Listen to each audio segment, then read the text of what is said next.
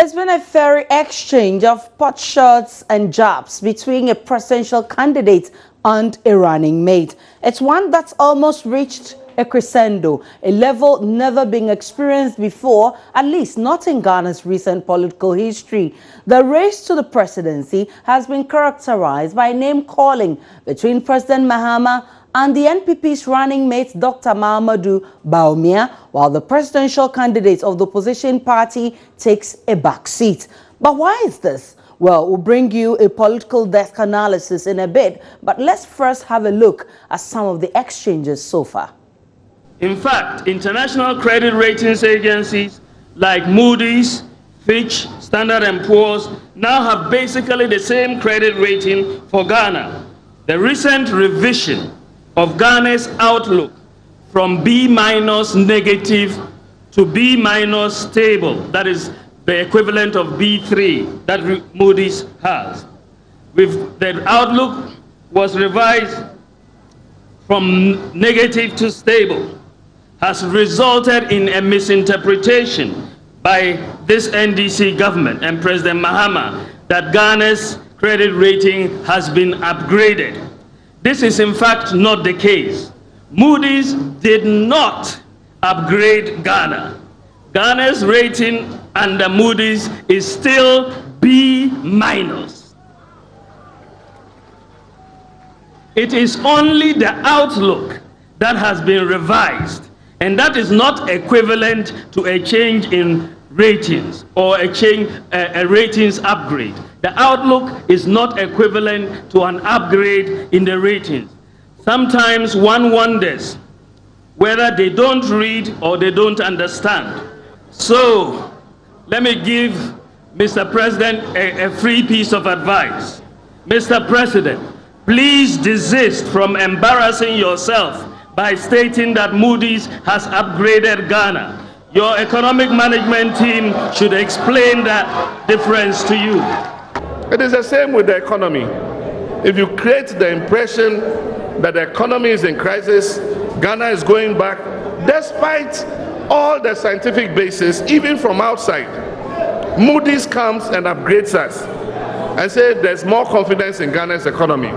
We've gone from negative to stable. And then somebody who calls himself an economist can stand and say there was no Moody's upgrade. I can't think far.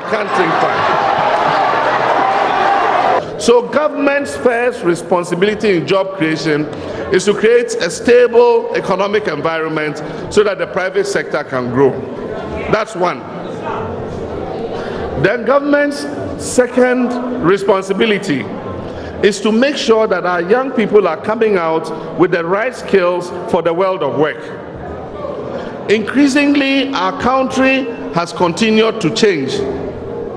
And so, our country is demanding a new set of skills. Until today, no Ghanaian knows the cost of the redenomination exercise.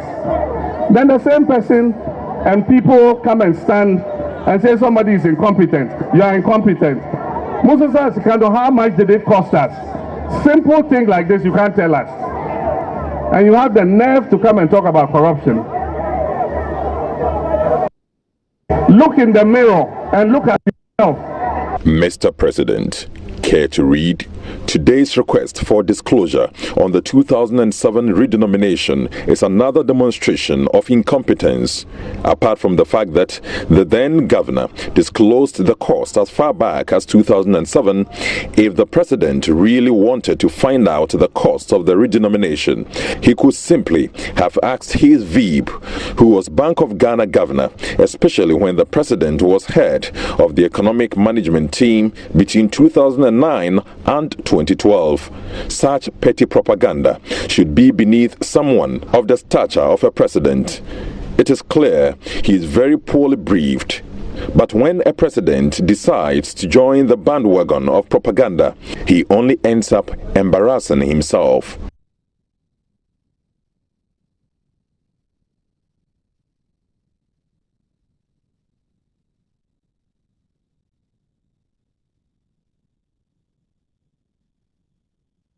This is getting very interesting, isn't it? Well, join the discussion. Let's hear your comments via our Facebook platform. It's facebook.com/joynewsontv. Let's hear what you have to say about this growing field. Now to other stories. The Progressive People's Party has hit back at the Electoral Commission, accusing the Commission of committing administrative errors and breaching laws similar to that for which the Commission decided to disqualify the party's flag bearer from partaking in this year's polls. Addressing a news conference, PPP Policy Advisor Kofi Asamoah accused the Electoral Commission of applying the laws of the country in a selective manner.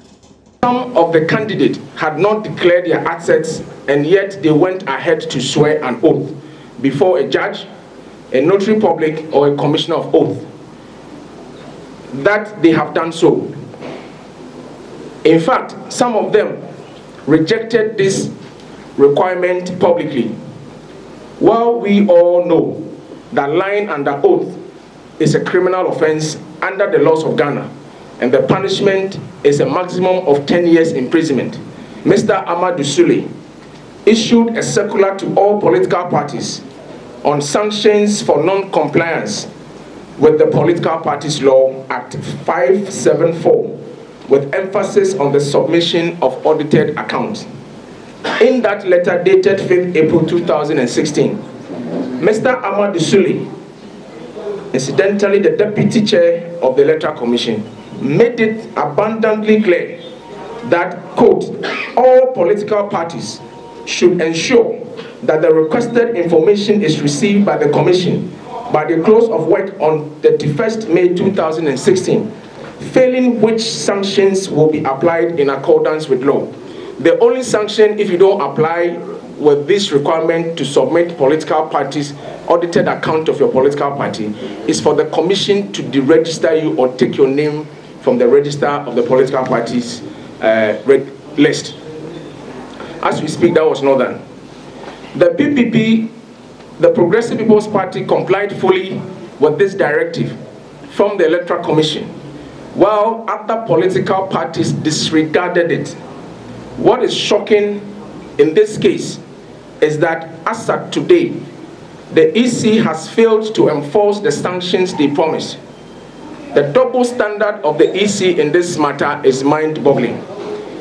It undermines the EC's own integrity and credibility to be fair and just to all political parties. It makes us wonder if the EC believes that some parties are beyond reproach and are above the law. We wish to put on record that the receipt the EC gave the PPP on 10th October 2016 was fraught with mistakes, major mistakes. Could you imagine that the amount the EC quoted in words is different from what was quoted in figures? Clearly, we have every reason to believe that the EC had set itself on a course for a possible fraudulent act, and we have therefore written to the Auditor General and the Economic and Organized Crime Office to investigate this matter and prosecute the perpetrators if deemed necessary. Does the EC care about Ghana and the possible constitutional ramifications this go to court mantra can plunge this country into? We wish to encourage the EC chair to take a cue from the advice handed down to Dr. Kwadwo Afarajan, her predecessor, by the Supreme Court in the 2012 election petition case. We wish to state that there was no page 46, and that district is Akwapim North District and one other district, in the nomination forms we received from the EC. However, we in the PPP did not take them to task that the nomination form was illegal and doesn't qualify to be received. We call on the silent majority to speak up. We call on the office of the National Chief Imam, the Christian Council of Ghana, the National Peace Council, and the Ghana Bar Association to call the Electoral Commission to order. The Commission is out of control and could plunge this country into chaos and we need to take steps to reverse this trend. So it's 53 days to elections, and this is still your election headquarters updating you on all activities leading to election 2016. Well, on the campaign trail, President Mahama was on the road Thursday, and he hit back at NPP's vice presidential candidate Dr. Mahama Bawumia on his interpretation of the recent Moody's rating of the Ghanaian economy. Dr. Bawumia had alleged at the NPP manifesto launch last Sunday that the president misinterpreted Moody's latest rating of the economy, which is now pegged at B3 with a stable outlook. However, speaking to a charged crowd of students at the University of Ghana campus last night, President Mahama said Dr. Bawumia got his interpretation wrong. Latif Idris was on the campaign and has filed this report. The president commenced his campaign activities for the day at about 2 p.m., stopping first at the Abeka market. President Mahama, in a brief address, urged traders at the market not to engage in violence before, during, and after this year's polls. We just came to visit you. This is not a rally. I'm only greeting you and reminding you that we are voting on 7th December. Let's all have a good heart and be peaceful during the polls.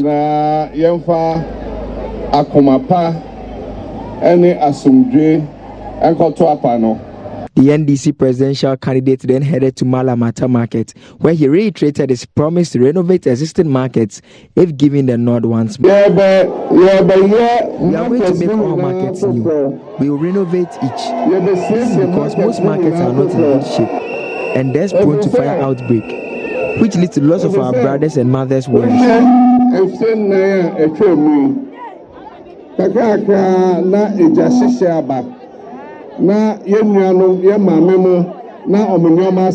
The president then addressed a mammoth rally at the Kotobabi Park, where he took a swipe at the opposition NPP. President Mahama said, contrary to claims by the opposition NPP that governments literally put money in the pockets of people, that wasn't the case. Governments, he stated, provide opportunities for people.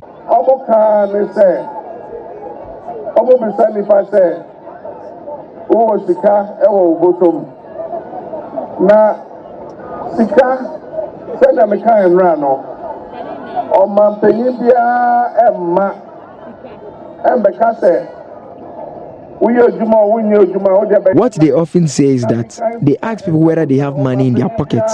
Like I said yesterday, no president will ask citizens to kill, so he distributes money to them. If you get money, you need to work. Like I said yesterday, all government can do is to provide schools to ensure that people will be equipped with skills to enable them work and earn money. And they say, I buy every schools, ama your school. I buy every vocational school, technical schools, skills development fund. Send your member every almost ejuma. No more year, almost ejuma. President Mahama's team had the University of Ghana as the final stop for the day. President Mahama presented braille versions of the NDC manifesto to some visually impaired students, after which he addressed the teaming students. The leader of the governing party decided to reply to Dr. Bawumia on claims made by the latter during the NPP's manifesto launch that the president had wrongly interpreted a recent publication by the ratings agency on Ghana. It is the same with the economy. If you create the impression that the economy is in crisis, Ghana is going back, despite all the scientific basis, even from outside, Moody's comes and upgrades us and says there's more confidence in Ghana's economy. We've gone from negative to stable. And then somebody who calls himself an economist can stand and say there was no Moody's upgrade. I can't think far. So government's first responsibility in job creation is to create a stable economic environment so that the private sector can grow. That's one. Then government's second responsibility is to make sure that our young people are coming out with the right skills for the world of work. Increasingly, our country has continued to change. And so Our country is demanding a new set of skills. And so some students who listened to the president's address shared their views. I think his speech was excellent. He did well. He was able to analyze the circumstances that we face as a country, and he brought out the measures we will take to solve the problems. I know he has a lot of things to do for us, so it's just a matter of giving him the second chance. And then I believe in him. Yes, I believe he can give us jobs, so I'm not worried at all. I just believe he can provide. It is excellent, really. It is really excellent. You see the schools, especially my road, Eastern region, the road leading to Akwitia, God, it's excellent. Seriously, I'm for JM. That is why I am choosing JM. It's a comprehensive speech that he gave. He covered every sector of the economy. He covered every sector of the developmental agenda that he's trying to push. I think where the places that fascinate me most is the infrastructure development. Loans trust fund. And he made it clear. That's the only thing I wanted to hear, and that's the reason why I came here, because many people are talking about the teach and the job aspect, sharp. And the job aspect, you see, he told us it's not every course that I should do. Some are overwrapped, so you have to take your time, know what you want to do in future. If there's a job vacancy, then go in, then offer your course and talk about more entrepreneurship to the job vacancy. I learned from his speeches that the students' allowance, that the trainee allowance was scrapped off for a purpose. It was not really scrapped off, but it was replaced for a purpose.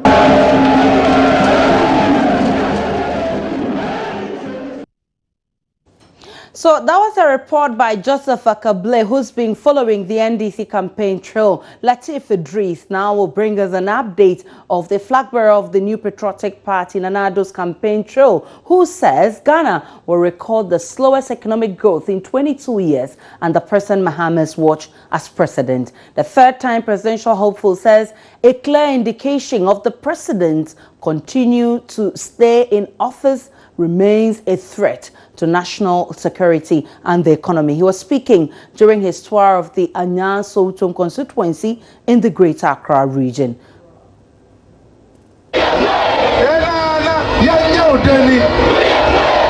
The bus for the New Patriotic Party's campaign has landed in the Anyan Soutum constituency, and the reception and the response of the people has been massive, right from Tabora Junction to Alaji to the University of Pentecost campus. The response of the electorates in this constituency has been massive. Now, the flag bearer of the New Patriotic Party has been addressing the university students. I'm talking about the students of the University of Pentecost. Nana Akufo-Addo's message is straightforward and simple, that the students must think about their future, and that President Mahama remains a threat to the development of this state. We can take a listen to what the flag bearer of the New Patriotic Party had to say to the student body. Every year since John Mahama became president, our economy has shrunk. Every year, shrunk. And this year, we are going to have the slowest rate of growth of our economy for 22 years. What it means is that your ability to walk out of here and get a job is being compromised right now. What I'm trying to leave with you is that 4 more years of John Dramani Mahama will mean that you have no future to go back to. The parliamentary candidate for the New Patriotic Party and the incumbent MP of this constituency, Shirley Ayoko-Botwe, has also been making references to the issue of unemployment in this country as of now. She called on the student body to vote massively for the flag bearer of the New Patriotic Party. She had a tray on her head, a walker. She was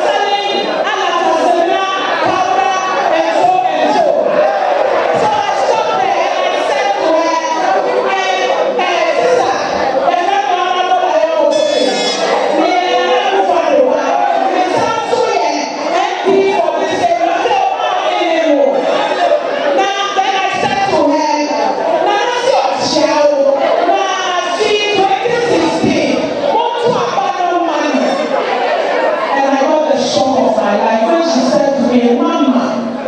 Catch them and I say, let's go back.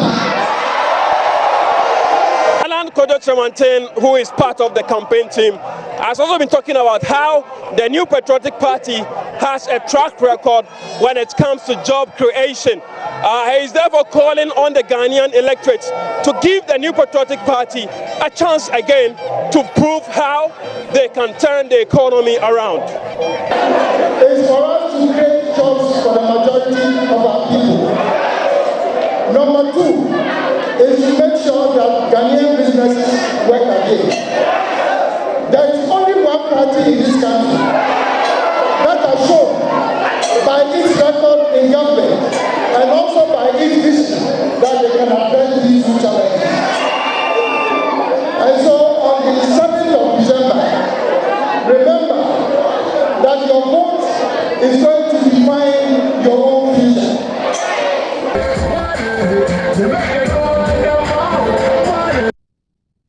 And this is The Pulse. There is more after this break.